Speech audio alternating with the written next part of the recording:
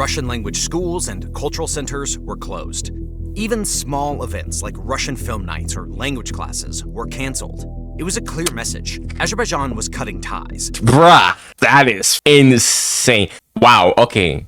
Okay, let me not say anything yet. Let me let the video play first. But culturally too. Wow. These events hit hard because Iran believes that Israel used Azerbaijani territory or airspace to carry out the operation. What? Immediately, some even said they saw drones flying in from the direction of Azerbaijan. What? Alright, suggestion by my member. This is gonna be interesting. I've been hearing a bit about this whole situation going on. Openly rebelled against Moscow. It all started last year when Russian forces shot down an Azerbaijani civilian plane, killing dozens. Then recently, things got even worse. In a shocking incident, 2 Azerbaijani citizens died in Russian custody, reportedly after being tortured. That was the breaking point. All is not well in the Caucasus. Most people may not think of Russia and Azerbaijan when they hear about global tensions, but diplomatic tensions are soaring between Russia and Azerbaijan. In recent days, Russian authorities carried out a sweeping police operation. Over 50 people were arrested, all of them either ethnic Azerbaijanis or Russian citizens of Azerbaijan. In response, Azerbaijan launched a sweeping crackdown.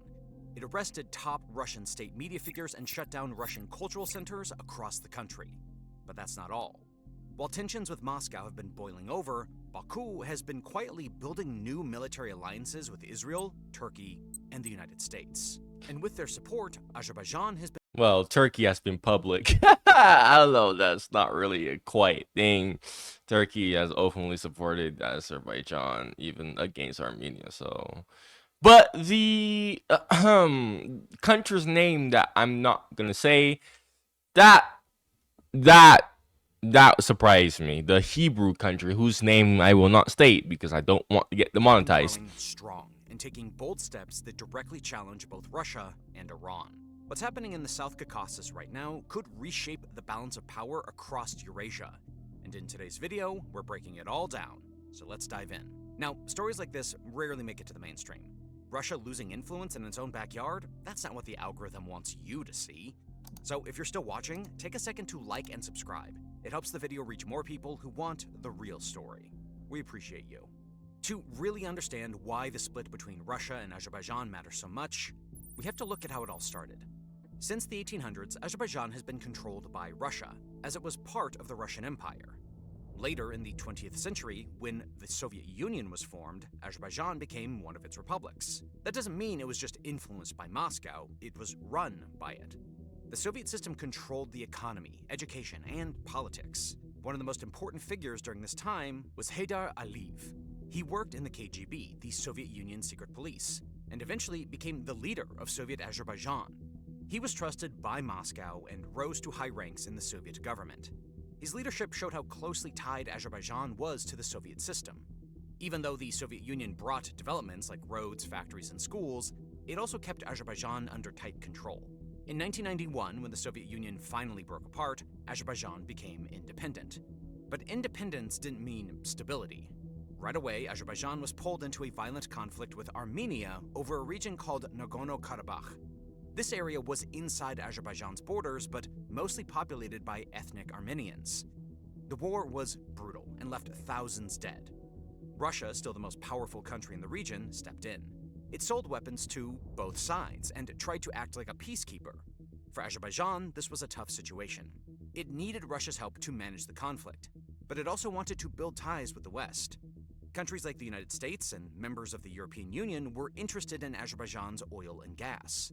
Naturally, Baku saw this as a chance to grow its economy by working with them.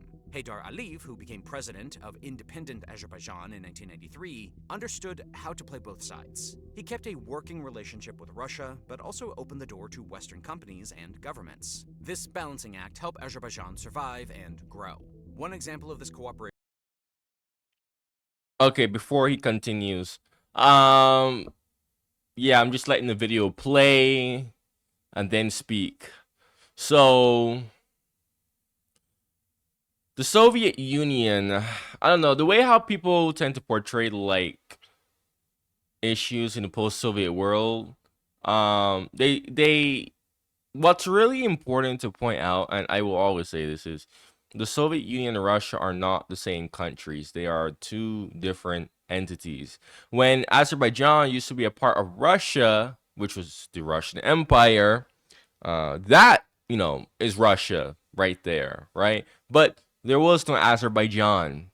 It was just an area of the Russian Empire. However, when the Soviet Union came and replaced the Russian Empire as a completely different country, that's when Azerbaijan, like the entity of Azerbaijan, came to be, right? As a republic, right? That's why that's very important. Like, that's very, very important, because the Soviet Union tried to, people tend to think of communism as like, bad, bad, bad. But again, the original idea was to make like this utopia world where everyone is equal, all that jazz and whatnot. So, you had these ethnic groups within the Russian Empire, right? That didn't, that were depending on which, either like suppressed by the czars, maybe, or, there was a lot of conflict. Going on. Okay, every ethnic group had it different, really and truly. So, when the Soviet Union came and replaced the Russian Empire and replaced the whole system that the czars had, they wanted to give these ethnic groups, like equal status as well. Make things more liberal, quite literally, more free, right? Equal representations, right? So yeah, it's very important to just keep that in mind. This is why, like, after the Soviet Union fell, like, these countries became independent the way the borders were when they were a part of the Soviet Union, right? And they, legally speaking, could not just go and just draw their own border from the old Soviet Union and be like, okay, this is mine. No, like, under international law, however their border was in the Soviet Union and they became independent, like, that was their, official internationally recognized border, because that was how the Soviet Union made it for them. Like, when the Soviet Union because again, you need to understand, what was the Soviet Union? What was the idea of the Soviet Union, right? Again, I always said this: the Soviet Union was I don't like the Soviet Union. I don't support the Soviet Union, but the idea was, it's supposed to be a communist utopia union. This is why it's called Union of Communist Countries, right? Under one banner, literally, right? Okay, it wasn't just, all I'm saying is, it wasn't just like, oh, this one country just ran everything, ran the joint. Like, no, that's not the case. Okay, like, you had all the other republics too that also had influence as well. Yes, Russia, being the biggest republic within the Soviet Union, naturally would have the most influence, but still, the other republics still were a part of the Union. Okay, so I that's the only thing that I have to say about that.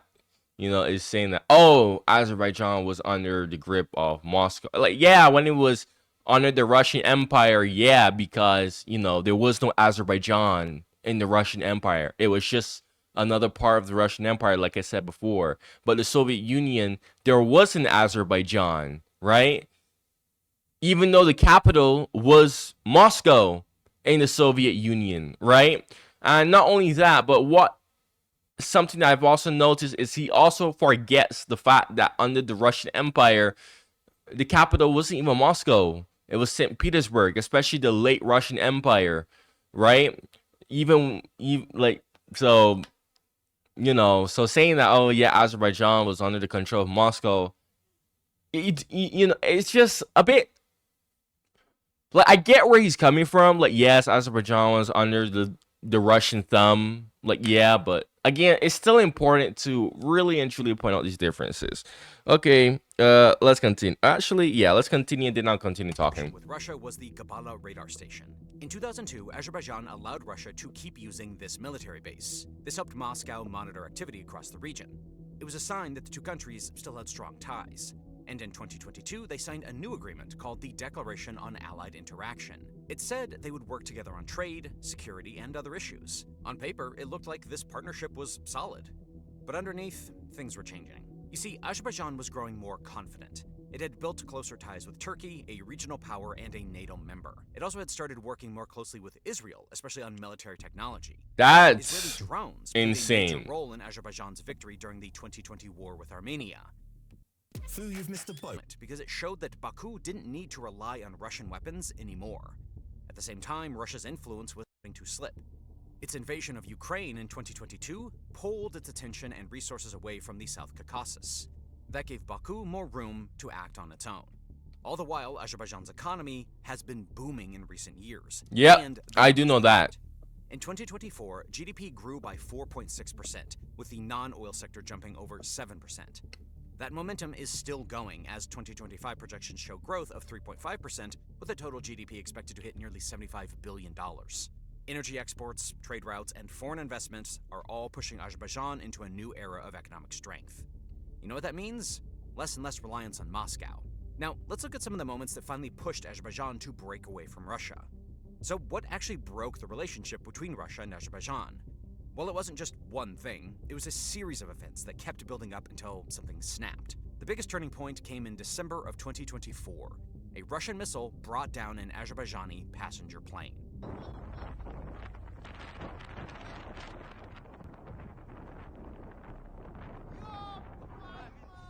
And just so we're all clear, it wasn't a military aircraft. It was full of civilians, families, workers, students, and dozens of people were killed. The reaction in Azerbaijan was immediate and furious. What made it worse was how Russia responded. Instead of a real apology, Moscow brushed it off as a mistake and moved on. For Azerbaijan, that wasn't just careless, it was insulting. People flooded the streets in protest.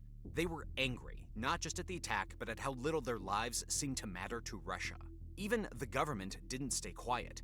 It grounded Russian aircraft, canceled trade deals worth millions, and publicly condemned Moscow. It wasn't just about one tragic event. It was about years of frustration boiling over. Azerbaijan had been growing stronger, more independent, and less willing to be treated like a junior partner. This plane incident made it clear that Russia wasn't in control anymore, and Baku was ready to show it. Then came another blow, just a few months later in late June. Okay, let's talk about the plane incident. So me as somebody who usually advocates for Russia a lot, when I first heard about that, I mean, I myself also brushed it off. Now before you start typing my comments on whatnot, yeah, you know, it is tragic that people died in that plane crash. It is. It's very sad. However, you know, flying over a war zone, you know, and when I say war zone, I just mean like any space where that has conflict in it. You flying over a conflict zone where, you know, missiles are active to defend from drones and other missiles that are coming from, you know, Ukraine. You know, it's just stuff like that is kind of bound to happen, right? Like me personally, I will not go to Russia right now because of the active conflict that is going on there. In fact, I actually have the ability to go to Russia. For all of you who are wondering, oh my goodness, because somebody said this in my comments. Somebody said, oh, well, if you love Russia so much, why don't you go to Russia? I have the ability to go to Russia. Like 7 months ago, 8 months ago, November 2024, Russia recently added Barbados, which is my country, of course, onto its list of countries where you don't need a visa to go there as a tourist, right? So Russia recently put Barbados on the list of countries where you can just go and get an e-visa, which is a very simple process. All I simply need to show is my Barbadian passport, and I have my Barbadian passport right there, and I just have to pay like $50, which is like no money. I could just get approved in like a couple of days, right? And I'll be able to go and like quite literally just fly to Russia, right? But the reason why I never did that, number one, is literally because it's an active conflict zone. Like I jokingly tell people like, yeah, like I would go, but I don't want my plane to get shot down, right? Like, you know what I mean? The other day, actually, I was literally looking at flights from Barbados to Moscow, and it's like, yeah, no, I'm not doing that. That's too risky because there are flights. There are flights from Barbados to Moscow. Like I checked at it. I did all my research onto that. So no, I can go to Russia right now. I literally can. But for this reason, I don't want to. The whole conflict within Ukraine is just stopping. So, all I'm saying is this is just basic common sense that you're flying over an active zone with a conflict going on. I mean, this doesn't just apply to Russia, it just applies to anywhere else, right? The Middle East. I wouldn't go near that region either because of the many active conflicts going on in that region. You know what I mean? The only place that I would genuinely go is Turkey, and that's it. Like Iran. Iran is cool. I would love to go to Iran, but I wouldn't go there because there's always something going on. Like they always have missiles like just being let loose, right? So for people to just it was a mistake. Moscow purposely didn't shoot the aircraft down. Like it was a mistake. Like they have a lot going on. So, I just don't really like the way how people are just kind of just, saying like, oh my gosh, like how could Russia do this? Like, no, Russia didn't purposely do that. It was a mistake. It's very tense right now within Russia. Okay, like very tense. Understandably so, due to the whole issues inside Ukraine. So that's my whole take on the whole plane being shot down.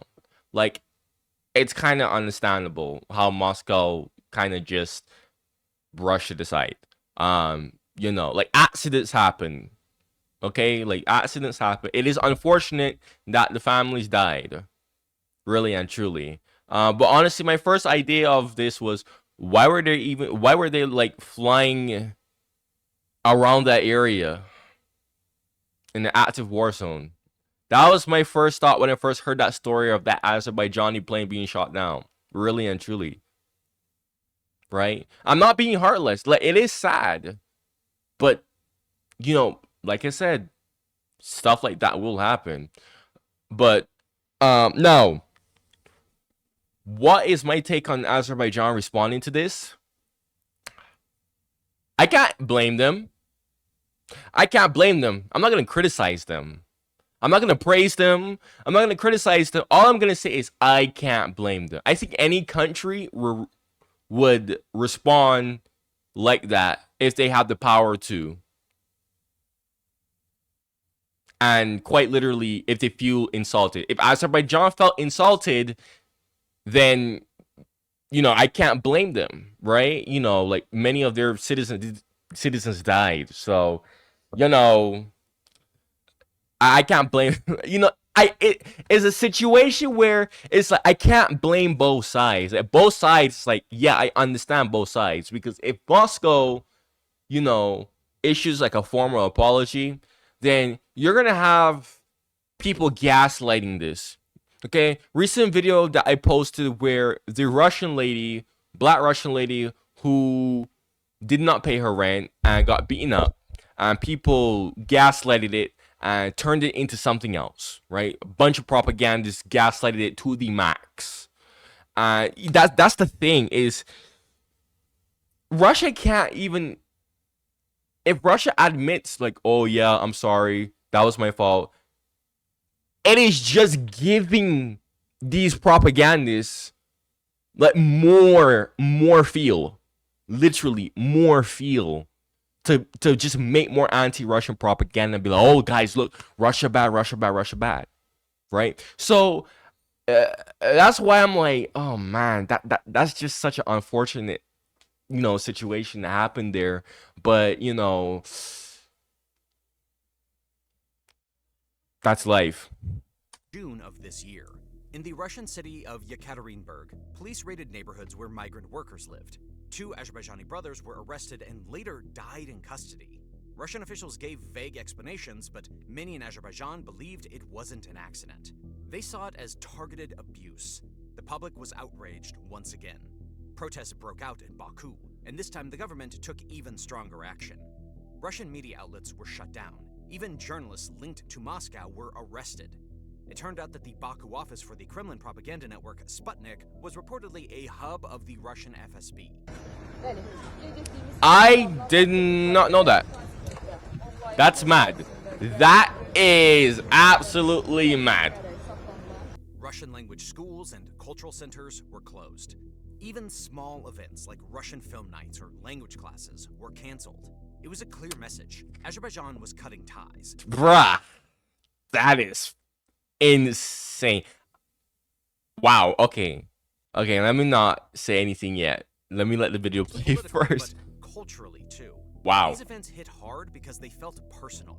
It wasn't just about politics or strategy. They made people feel like Russia didn't respect them, didn't value them, and didn't see them as equals. That kind of feeling doesn't go away easily, and it wasn't just the public that felt it. The government acted like it had reached a breaking point, but the real shift had started even earlier, with the long-running conflict over Nagorno-Karabakh. This region has been a source of tension for decades. In 2020, Azerbaijan launched a major offensive and took back large parts of territory from Armenian forces. Russia stepped in afterward, sending peacekeepers to keep things calm. First, we offer That gave Moscow a lot of influence again, but Azerbaijan wasn't done. In 2023, it launched another operation and regained full control of the region. This time, it didn't need Russia's help. In fact, it told Russian peacekeepers to leave in 2024.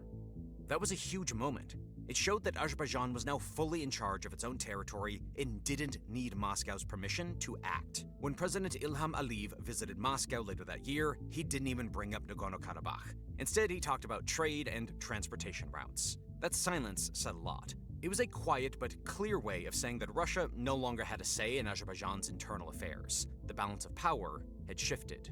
All of this happened while Russia was deeply involved in its war in Ukraine. Since 2022, that war has drained Russia's military, its economy, and its attention. Moscow has been focused on fighting, rebuilding, and dealing with sanctions. That left a gap in the South Caucasus. Azerbaijan saw that gap and moved quickly. It even started sending humanitarian aid to Ukraine. Imagine that. There were also reports that it had sent weapons as well. Russia noticed, but it didn't react strongly. That silence told Azerbaijan something important. Russia wasn't as strong as it used to be. The dynamic had truly shifted. Now, let's dive into how Azerbaijan is building a new future. And this right here is why I am a Russian supporter, okay? This is what many want. This is why many... I'm not gonna say names because, I don't want people to accuse me of anything. I'm just gonna say many. You can imagine who I mean by that. But many want to see a weakened Russia. This is why many are openly supporting Ukraine. Many in the global stage doesn't want Russia on the global stage. Many want to have the global stage to themselves. And this conflict within Ukraine, which Russia has tried to avoid, 2 Minsk agreements, that's all I'm going to say, 2 Minsk agreements, okay, that went absolutely nowhere, okay? Russia literally tried to avoid this whole conflict within Ukraine.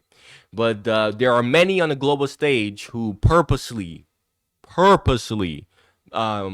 this conflict got to where it is. And now we are seeing the result of it, right? Because, I always knew that, traditionally speaking, Russia has always had a grip on the Caucasus region. And now we are actively witnessing Russia being weakened to the point where it's losing its grip. This is what many wants to see. Many wants to see Russia become so weak that it can't be competition anymore. This is why many are supporting Ukraine. Like I said, I'm not going to list any countries. I'm not going to say any names. I am just keeping it vague on purpose because right now, this is extremely controversial territory that I'm speaking in, and I need this video to be monetized. I don't want this video to be accused of any nonsense. Let's just put it that way. So yes, you've probably noticed how I am speaking very carefully right now. Very carefully. Okay? Yeah, you're not going crazy. I am speaking very carefully and I'm watching what I say. So, yeah, this right here, okay? This right here. This is why I support Russia, because really and truly, all Russia cares about is just having secured borders. That's all Russia cares about. No, Russia doesn't want to take over the world. Russia doesn't want to rule the world. None of that. If you know Russian history, you'd know that all Russia cares about is simply having secured borders. That's it. Plain and simple. That's it. That's it. And that is completely understandable because any country would want secure borders. Okay, we saw it with America in the Cuban Missile Crisis when the Soviet Union, which is not Russia, but when the Soviet Union put nuclear missiles in Cuba. What did America do? Openly broke international law by blockading Cuba and illegally searching ships. Clear violation of international law. But guess what? Their borders were under threat, right? So, yeah. With powerful allies like the US, Israel, and Turkey, and it's not looking back. It's forming new alliances, strengthening its military, and expanding its economy without relying on Moscow. It's not just about breaking away from Russia. It's about stepping into a new role in the region, one where Baku calls the shots. When it comes to its partners, Baku has been building for years, slowly moving closer to the United States, Israel, and Turkey. And these weren't just random choices. These countries share goals that line up with what Azerbaijan wants. They all want to keep the South Caucasus stable, push back against Iran's influence, and make the most of Azerbaijani oil and gas. This new group is changing how things work in the region, and it's making both Russia and Iran nervous. One of the biggest reasons this shift is happening is energy. Azerbaijan has a lot of oil and natural gas, and Europe needs both. For a long time, Europe got most of its gas from Russia. But when Russia invaded Ukraine in 2022, that changed fast. Europe started looking for other sources, and Azerbaijan stepped up. It already had the Southern Gas Corridor, a major pipeline that sends gas through Georgia and Turkey to Europe. Countries like Italy and Greece rely on it. By 2027, this pipeline is expected to deliver 20 billion cubic meters of gas every year. That's a really big deal for Europe, especially as it tries to cut ties with Russian energy. After the plane was shot down in 2024, Europe got even more serious about working with Azerbaijan. Perhaps they saw the fallout coming ahead of time. Countries like Germany signed new energy deals, and others followed. For Azerbaijan, this wasn't just about selling gas. It was about building stronger ties with powerful countries and gaining more influence. These deals gave Azerbaijan more than just money. They gave it leverage. Europe needs that gas to keep homes warm and factories running. And that puts Azerbaijan in a stronger position than ever before. The money from energy exports is also helping Azerbaijan in other ways. It's being used to upgrade roads, expand trade routes, and build up the military. And because Europe now sees Azerbaijan as a key energy partner, they're also talking more about security and regional cooperation. The 2024 shootdown pushed these talks forward. Europe saw that Russia wasn't reliable anymore, so it turned to Baku. That shift gave Azerbaijan a bigger voice in European politics and made it harder for Russia to push back. But energy isn't the only reason this new alliance matters. Military support is another big part of the story. Israel has been one of Azerbaijan's most important partners in this area. During the wars in Nagorno-Karabakh in 2020 and 2023, Azerbaijan used Israeli drones and weapons to win back territory. These tools gave Azerbaijan a major edge on the battlefield. After the 2024 plane incident, the two countries started working even more closely. They began talking about air defense systems and sharing intelligence. Israel sees Azerbaijan as a valuable partner, especially because it borders Iran. That location makes it easier for Israel to keep an eye on what Iran is doing. This military partnership has grown stronger over time, and perhaps that's where the drama begins for Iran. In June, Isn't Azerbaijan a Muslim country too? That's insane. Aren't they Muslim? I thought across the Muslim world it was like universally agreed upon that Hebrew state, you know, I don't want to continue the sentences because, but I thought, everybody like universally agreed that, that Hebrew state just should not, yeah, I think you know what I mean. But that's shocking that if Azerbaijan, oh, I just fucking hit my teeth, but if Azerbaijan is a Muslim country, that is shocking. That is shocking. That's very shocking. But that's the, geopolitics for you. It's wild to me though to see a freaking small country like Azerbaijan freaking punching above its weight. It's standing up against countries that are way bigger than it and literally just going above and beyond and lifting more than it should be able to. That's something that you don't really see every day. That is noteworthy, especially with the whole crackdown that they did. I'm not saying that I agree with it or anything. I'm just saying that's just insane. Like you really don't see that every day. And they don't even have nuclear weapons. So a non-nuclear weapon country is literally doing all of this. Like that is crazy to me. That's just wow. June of 2025, Israel launched a surprise attack on Iran, hitting several military and nuclear sites across the country. The strikes were fast and targeted, and they caught a lot of people off guard. But what really made the situation explode was where those attacks may have come from. Iran believes that Israel used Azerbaijani territory or airspace to carry out the operation. What? The claim immediately raised tensions between Iran and Azerbaijan. During the attack, people in northern Iran, especially in areas near the border with Azerbaijan, reported seeing drones and hearing aircraft overhead. Some even said they saw drones flying in from the direction of Azerbaijan. At the same time, residents in Nakhchivan, which is a part of Azerbaijan separated from the rest of the country, also reported unusual air activity. Iran quickly pointed the finger at Baku, saying it had allowed Israel to use its land or skies to launch the strikes.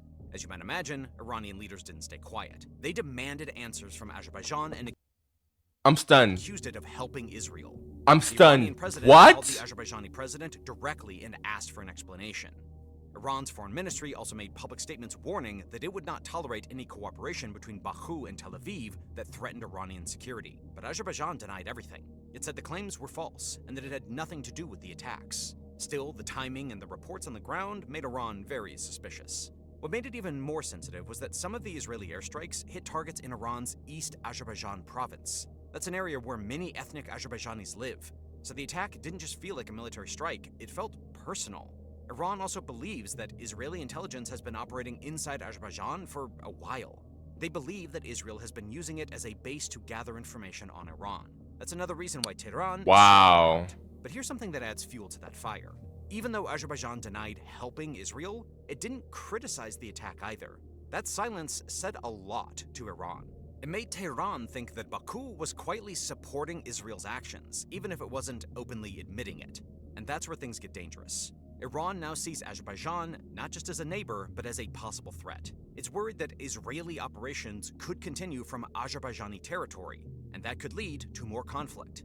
So now the relationship between Iran and Azerbaijan is more tense than ever. Israel sees Azerbaijan as a key partner in the region. Iran sees it as a growing problem.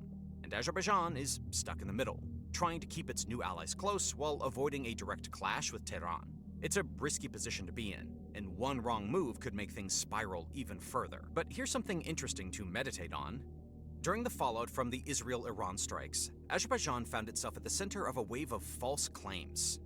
Right after the attacks, hundreds of fake social media accounts started spreading the same message, that Israeli drones had launched from Azerbaijani territory. The posts were fast, coordinated, and clearly meant to stir up trouble. Some even used fake maps and edited videos to make it look real. But none of it added up. The distances didn't make sense, and there was no actual evidence. Still, the damage was done. The goal wasn't to prove anything, it was to turn Iran against Azerbaijan. Azerbaijan didn't stay quiet. Its parliament, through a special commission focused on foreign interference, said the country had been targeted by a large-scale disinformation campaign. The aim was to create tension between Baku and Tehran at a time when the region was already on edge. According to Azerbaijani officials, the campaign involved over 1,000 fake accounts, many of them linked to networks operating inside Iran and Armenia. But behind it all, there's a strong belief that Russia was the one pulling the strings. The strategy fits. Stir up conflict between neighbors, keep the region unstable, and distract from your own problems. It's a move Russia has used before, and with Moscow losing influence in the South Caucasus, it has every reason to try and slow down Azerbaijan's rise. By making Iran suspicious of Baku, Russia could weaken both and keep itself relevant. But this time, Azerbaijan didn't take the bait. Instead of falling into the trap, Baku pushed back. It denied the claims, called for calm, and made it clear that it had nothing to do with the Israeli strikes. Behind the scenes, Azerbaijani officials reportedly shared evidence with Iran showing how the campaign was designed to create division. Whether or not Tehran fully accepted it, the message was clear. Azerbaijan. Okay, so no, I'm not gonna say who did what, blah, whatever. I don't know. Innocent until proven guilty. We don't have proof. Because right now, all he's just saying, like, oh yeah, this could be Russia. But he's not really giving sufficient proof. So innocent until proven guilty. Same thing with Azerbaijan. Although there's a lot of proof that Azerbaijan was involved, may have been involved in that. Whatever. I'm just going to be just neutral. Just have a neutral take on this. But, you know, the close cooperation between Azerbaijan and that country, which name I will not state. You know, all I'm gonna say is, it might bite more than it can chew, right? It might bite more than it can chew. The only reason why Azerbaijan is able to even like do this is because Russia is too busy tied up with the conflict within Ukraine. But you know something that I've learned in my 20 years of existing, because I'm 20 years old, but I've learned a lot about life, is always think about the future. Always think about the future. Right now, everyone is just thinking about the present, right? And that's cool and all, but you gotta think about the future, because number one, like, Russia has won in Ukraine. I think that's pretty obvious. To all the people who have half a brain, Russia has been advancing. Ukraine is just losing too much men. Russia is able to replenish its losses more than Ukraine. Russia has won in Ukraine. It's not a matter of if, it's just a matter of when. Okay. So that's one. Okay, so yeah, Russia might be tied down right now, and Azerbaijan is on the loose right now. Sure, but when that's over, now what? Right? Because really and truly, when a big conflict happens, and then it's done and over with, people move on. People move on usually pretty darn quick. Right? So when everyone moves on from Ukraine, now what? right? You're gonna have a stronger Russia. Yeah, right now Russia's weaker, but you know, good, because really and truly, I do believe that Russia's gonna eventually get like Odessa, maybe not, but the other oblasts in Novorossiya, or Novorossiya, whatever the fuck. I do believe our new Russia. If you don't know what that is, just go Google Russia map and you'll be able to see the map that I'm talking about. But I do believe Russia is going to get all those regions. Ukraine just cannot hold its lines. It just can't. It just can't. Like, I do believe Russia is going to get the lands that it wants, or I should better say, it's going to liberate those lands that used to be, because really and truly, those lands were Russian lands. Those lands traditionally weren't even Ukrainian lands. They were a part of the Russian Empire, but that's a whole different story. So those lands will return back to Russia, most likely. You know, all the lands, you know, just Google Novo Russia and you'll see what I'm talking about if you don't know what I mean, right? And those lands are rich in resources, like Eastern Ukraine, in Donetsk or Donbass, whatever the hell you call it. You know, it has the largest deposits of lithium ion or lithium iron or lithium ore. Yeah, lithium ore in the whole world, right? We need those for digital shit, right? Natural gas, oil.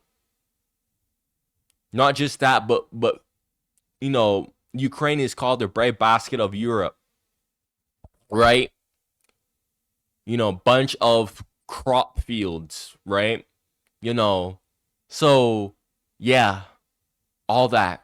Okay. And it's hilarious because, you know, and guys, this stuff is worth trillions of dollars. So it's hilarious to me whenever I hear people say, like, oh my gosh, no, Russia's stuck in Ukraine. No, like, Russia's so weak. Oh, it's so bad right now in Russia. Blah, blah, blah, blah, blah. Think about the future. Okay, this is why I support Russia. Okay, this is beneficial. Like, at the end of the day, this will benefit Russia. When Russia wins in Ukraine, this will benefit Russia. Okay? Russia will improve. This will help Russia grow. That is a fact. So when Russia is done with Ukraine, you know, heals from Ukraine, and then, you know, obviously improves from its new gained land that it gets, what's Azerbaijan gonna do? Right? What is Azerbaijan gonna do? Because now Russia could shift its attention back to the Caucasus. And really and truly, I believe that's just what's gonna happen. You know, once Ukraine is done and over with, Russia is just gonna look right back down to the south and deal with that whole situation. They did it once with Georgia. They went, steamrolled Georgia, didn't even take them long, and put Georgia back in its place. Who's to say that they can't do it to Azerbaijan? I'm just saying. So that's my opinion on that. Let's The continue. message was clear. Azerbaijan isn't interested in being dragged into someone else's fight. This wasn't just about fake posts, it was about control. And for Russia, it was a last-ditch effort to keep its grip on a region that's slipping away. But Azerbaijan saw it coming and exposed it before it could do more damage. Unable to control Azerbaijan, now Russia seems to be running campaigns so that it's destroyed by its neighbors. Pretty crazy, right? Moving on to another key partner, enter the United States. For years, the US has worked with Azerbaijan on counterterrorism and military training. American advisors have helped train Azerbaijani forces to deal with threats and to protect their borders. But after 2024, the relationship deepened. The US started looking at Azerbaijan as a key partner in a region where Russia and Iran are losing ground. Azerbaijan's location makes it valuable. It sits right next to Iran and close to the Middle East, which gives the US a better view of what's happening in the area. Washington has also been more open to working with Azerbaijan on regional security. This includes sharing intelligence and supporting border protection. It also includes helping Azerbaijan stand up to pressure from larger powers. It's not just about military help. It's about building a long-term partnership that gives both sides something they need. For the US, it's about keeping an eye on Iran and limiting Russia's reach. For Azerbaijan, it's about having strong allies who can offer support when things get tense. Everybody is winning from this. Then there's Turkey. The bond between Turkey and Azerbaijan is deep. They speak similar languages, share cultural ties, and have supported each other for years. In 2021, they signed the Shusha Declaration. One of the most important parts of this declaration was the military commitment. It stated that if either country faced aggression or a threat to its sovereignty, the other would step in with support. That's a big deal, especially in a region where tensions can rise quickly. It's also called for joint military training, modernization of armed forces, and closer coordination between security councils. In short, it brought the two militaries much closer together and made it clear that they would act as one if needed. The timing and location of the signing were also significant. It happened in Shusha, a city that Azerbaijan had just retaken during the 2022 Nagorno-Karabakh. Yeah, I was like, wait, isn't that like the Suja? Big deal in that war. Holding the ceremony there sent a strong message, not just to Armenia, but to the entire region. Everyone understood that Turkey stood behind Azerbaijan's territorial claims and military victories. This declaration also touched on economic and energy cooperation. Both countries agreed to keep working together and strengthen their role in Europe's energy security. They also committed to boosting trade, building infrastructure, and improving transportation links. This includes support for the Zangezur corridor. This would connect mainland Azerbaijan to its Nakhchivan exclave through southern Armenia. For Azerbaijan, the Shusha Declaration gave it a powerful ally in Turkey, one that could help it stand up to pressure from Russia and Iran. For Turkey, it was a chance to expand its influence in the South Caucasus and strengthen its ties with a fellow Turkic nation. And for both countries, it was a clear signal that they were ready to shape the region's future together. After the 2024 shootdown, they stepped up joint training and defense planning. Turkey is a NATO member, so its support connects Azerbaijan to a much larger network. That adds another layer of protection and influence. Turkey also wants to be a major player in energy and trade. Azerbaijan fits perfectly into that plan. Together, they're building new routes for gas, oil, and goods that bypass Russia and Iran. This partnership is about more than just friendship. It's about building strength in a region where power is shifting fast, and it's working. Azerbaijan is no longer seen as a small country stuck between bigger powers. It's becoming a key player with strong allies and a clear direction. This new group, Azerbaijan, the US, Israel, and Turkey, isn't just about energy or defense. It's about pushing back against Russia and Iran. Azerbaijan is a Muslim country, but it runs things very differently from Iran. It's more open, more modern, and Oh, they are Muslim, so that answers my question. more focused on growth than on strict religious rule. That makes it good for countries like the US and Israel, which have tense relationships with Iran. Azerbaijan's border with Iran also makes it a useful partner for watching what's going on across the border. Now, let's see how these new partnerships are shaking up the entire region, from Russia's anger to Iran's growing worries. Moscow isn't happy about any of this. It's losing one of its closest partners in the region, and it doesn't have the strength to stop it. Things between Russia and Azerbaijan have gotten even more tense, and now Russian state media figures are making threats. With all the drama that's been happening, the Kremlin's loudest voices have started lashing out, and they are not holding back. I'm talking about our neighbors. It's pretty sad. It really is. Where will this lead? Nowhere good. Well, at the very least, to serious economic losses, especially if Russia ranks third in terms of trade turnover, as in the case of Azerbaijan. And, as you understand, it's not oil and gas that we supply to Azerbaijan, but rather, let's say, higher value-added product. Vladimir Solovyov, one of Russia's most well-known propagandists, warned that Russia and Azerbaijan share a 300-kilometer border.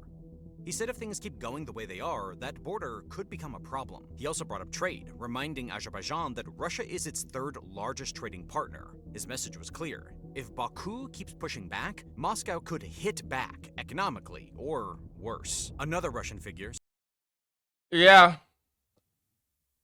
I was gonna say, I was waiting to say that. Like, yeah, Russia's just weak right now, but you know, when that's all done with, I already explained that. Now what, right? Also, Russia and Azerbaijan are still very close, which is mind-boggling to me. You know, I don't know. It's like Azerbaijan might bite more than they can chew. They might bite more than they can chew.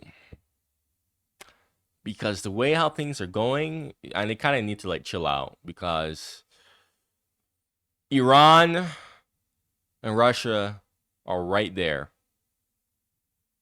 Right there.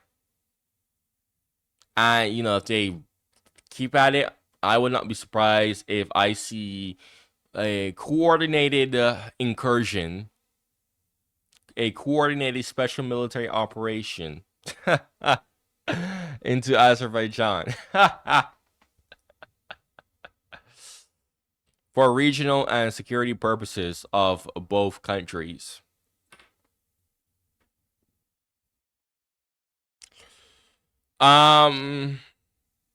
I mean, you know, it's quite nice seeing a small country punching above its own weight, but it's Azerbaijan is kind of, it's going a bit too far for my personal liking. If I had to be quite honest with you, it kind of needs to chill out. Yeah, it really does need to chill out. Regarding the whole like Turkey thing,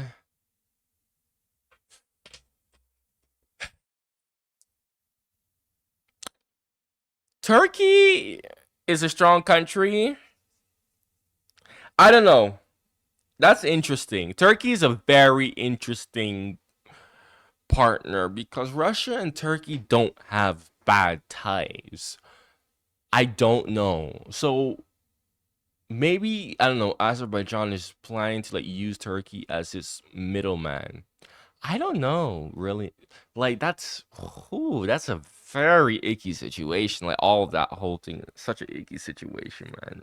I don't, wow. I don't know, really and truly. I do believe that the best moment was during the Nagorno-Karabakh war to stop Azerbaijan.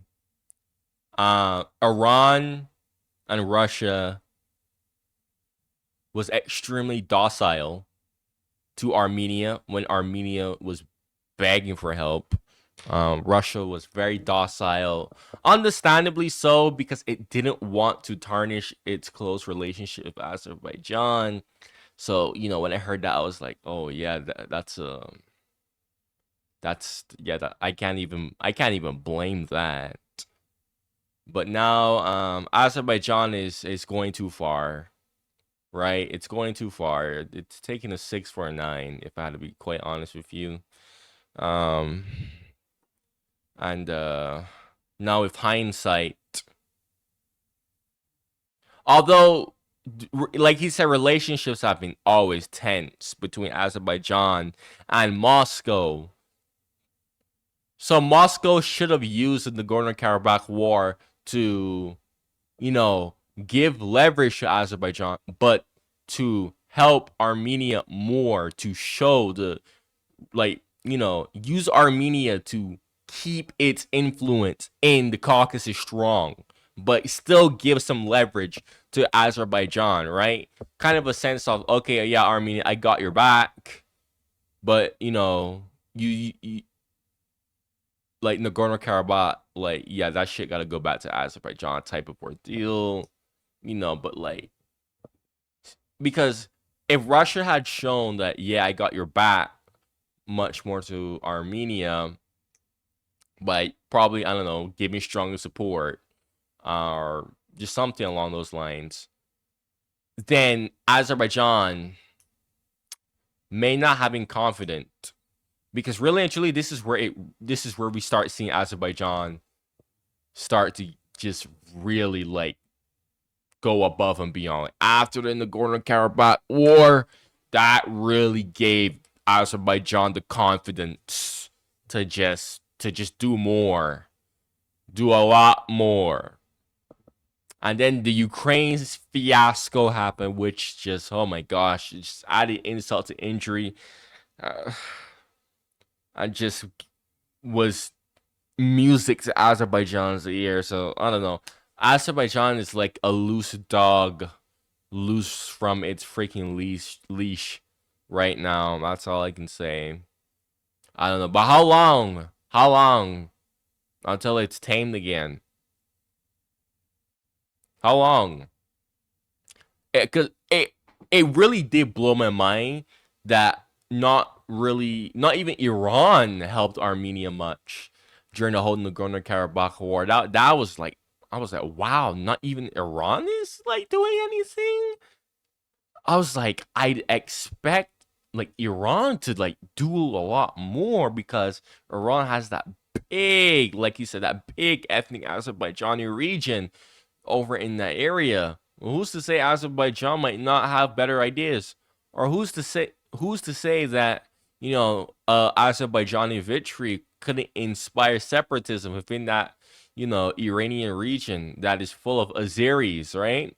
So I was very shocked to see Iran not really helping Armenia much.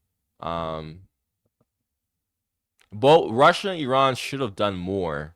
I believe had Russia and Iran done more to help Armenia, it would have like sent a clear message to Azerbaijan, like, yo, bruh, like, don't go too far.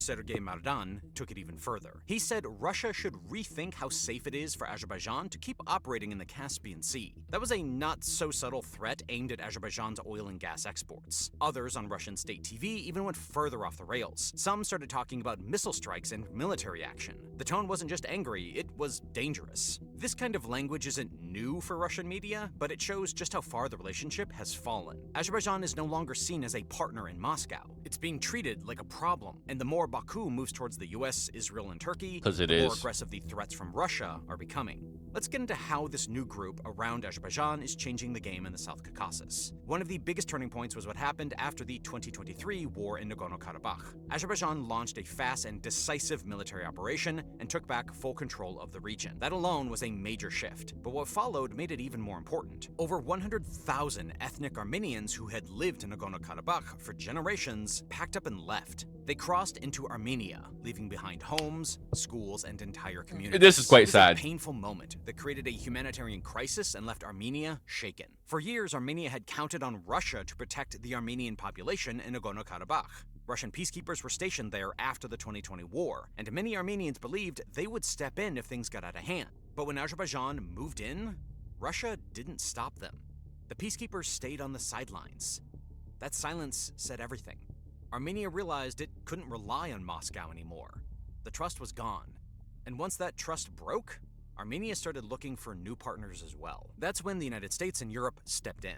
In 2024, Armenia and Azerbaijan reached a deal over several disputed villages along their shared border. These villages had been a source of tension for years, with both sides claiming them. The agreement was a big step towards peace, and what makes it even more significant was that Russia wasn't involved. The talks were supported by the US and European countries, and the deal was signed without Moscow at the table. That was a clear sign that the balance of power was shifting. For Azerbaijan, it showed that it could lead negotiations on its own terms. For Armenia, it was a difficult but necessary move towards new alliances. But just as one conflict started to cool down, another one began to heat up.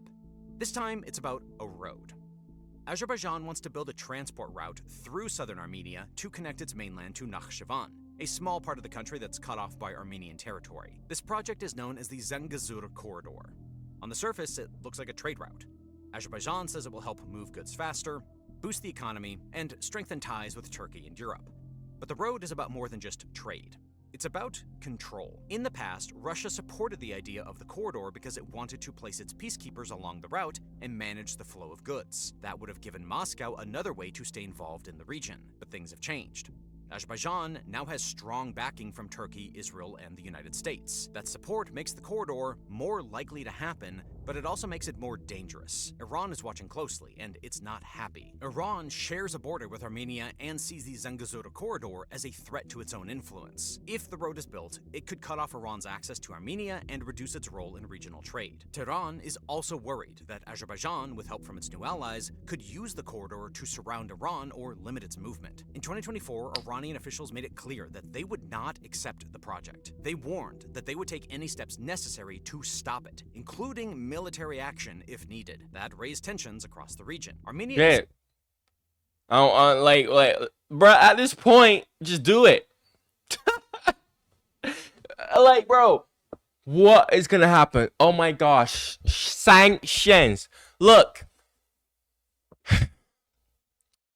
the whole conflict within Ukraine.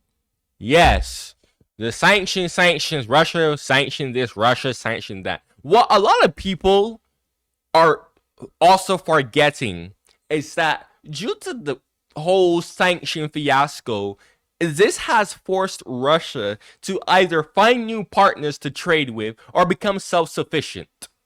Okay, so, and honestly, Iran has also been getting sanctioned for God knows how long. So, what are more sanctions gonna do? They've been dealing with sanctions for long enough. What's more sanctions gonna do? Like, seriously, man. Seriously. Just, I don't know. It's just, I don't know, man. Mind blowing that just letting Azerbaijan just take a 6 for a 9. is also nervous. It doesn't want to give up land or control, and it fears being caught between Azerbaijan and Iran. So what looks like a simple road project is actually a major flashpoint. If it goes forward without careful planning, it could spark a much bigger conflict. While all of this is happening, Baku is building new relationships that are changing how countries work together in the region. It's not just about the US, Israel, and Turkey. Azerbaijan is also strengthening ties with Central Asian countries like Kazakhstan. These countries are looking for new trade routes that don't rely on Russia, and Azerbaijan is offering a path forward. This is a problem for Moscow. For years, Russia used groups like the Collective Security Treaty Organization to keep former Soviet countries in line, but those groups are losing influence. Azerbaijan isn't interested in being part of Russia's orbit anymore. It's looking outward. China is also getting involved, though it's doing so quietly. It's investing in Azerbaijan's infrastructure, roads, ports, and railways. These projects fit into China's larger trade strategy, but they also support US and European efforts to build supply chains that avoid Russia. One of the biggest examples is the Middle Corridor. This trade route connects Asia to Europe and runs straight through Azerbaijan. What makes it so important is that it avoids both Russia and Iran. That's why it's growing so fast. In 2023, it moved 6.5 million tons of cargo. By 2025, it could hit 15 million. Countries like Kazakhstan and Georgia are working with Azerbaijan to expand it. China sees it as a faster way to reach Europe, and Europe sees it as a safer way to get goods and energy without relying on Moscow. Right now, Azerbaijan sits at the center of that route, and that makes it more than just a transit country. It makes it a key player in the future of Eurasian trade and politics. So where does all of this leave the relationship between Azerbaijan and Russia? In a word, broken. What used to be a careful partnership built on trade, shared history, and a regional strategy has now turned into open hostility. From the downing of a civilian plane to the deaths of Azerbaijani citizens in Russian custody, the trust is gone. And Azerbaijan isn't just walking away, it's pushing back hard by arresting Russian media figures, banning cultural ties, and building stronger alliances with the US, Turkey, and Israel. Azerbaijan is making it clear that it's done playing by Moscow's rules. It's choosing a new path, one that puts its own interests first and leaves Russia behind. But this isn't just about two countries falling out. It's about a shift in power across the South Caucasus. Russia is losing its grip, and Azerbaijan is stepping into a new role. This role is one that comes with more influence, more risk, and more attention from the rest of the world. The tension isn't over. Russia is angry, Iran is watching, and Azerbaijan is moving fast. What happens next could reshape the region for years to come. But one thing is certain: the old alliance, it's gone, and a new chapter has already begun.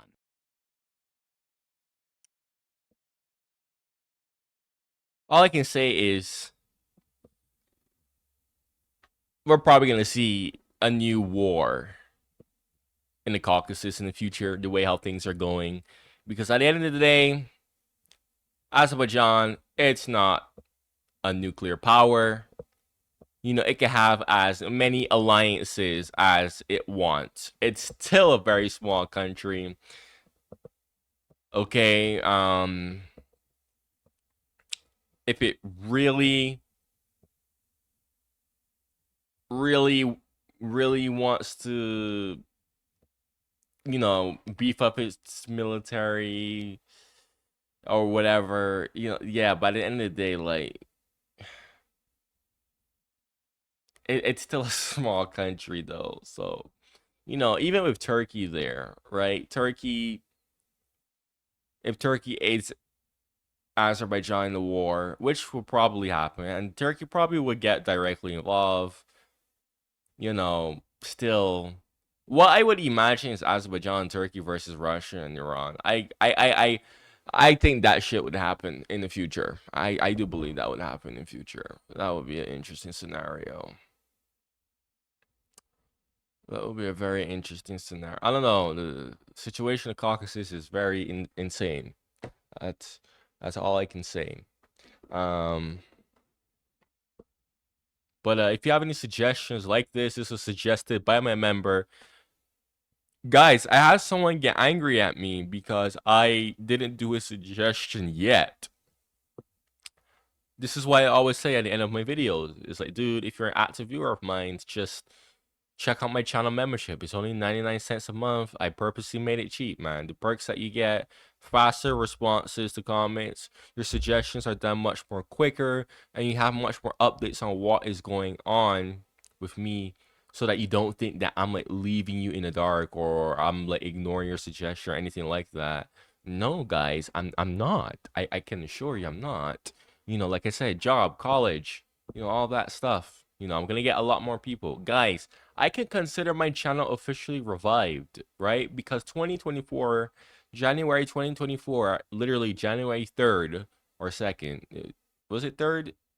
It was either January 3rd or 2nd. You know, I came back on YouTube and I was like, okay, I'm gonna revive my channel. It's dead. I'm gonna revive my channel. It's gonna take a long time. But guys, you know, it's official. It's like official, okay? Like I've gained 1,000 new subscribers. Right? So I can officially call my channel revived now. You know, eventually I'm gonna get more. I'm gonna get more. I'm gonna get more. So it's gonna be harder for me to keep up with you guys. This is why the membership is there, so that I can keep up with you guys who wants me to keep up with you. Okay, the link is gonna be in the comments, in the pinned comments below, all the perks that you get, and the full details of that, man. Anyways, thank you for watching and goodbye.